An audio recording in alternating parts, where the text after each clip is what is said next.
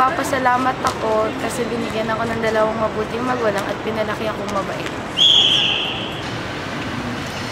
Nagpapasalamat ako na papasok ako dito sa UST dahil marami ako nakilalang kaibigan at kaklase na naging inspirasyon ko sa buhay. Papasalamat ako kasi merong mga taong nakikinig sa akin, natanggap kung ano ako.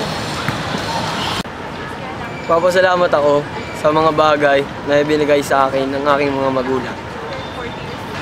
Nagpapasalamat ako sa mga talento binigay sa akin at hinasa dito sa UST. What is your heart? Nagpapasalamat ako sa lola ko kasi siya yung nag-alaga sa akin tuwing busy ang parents. What are the parts of the Eucharistic celebration? Nagpapasalamat ako sa mga kaibigan ko na hindi ako binigong bigyan ng saya yung bawat araw. Nagpapasalamat ako sa aking mga guro kasi tinuturuan nila akong maging mabuting estudyante at mabuting tao.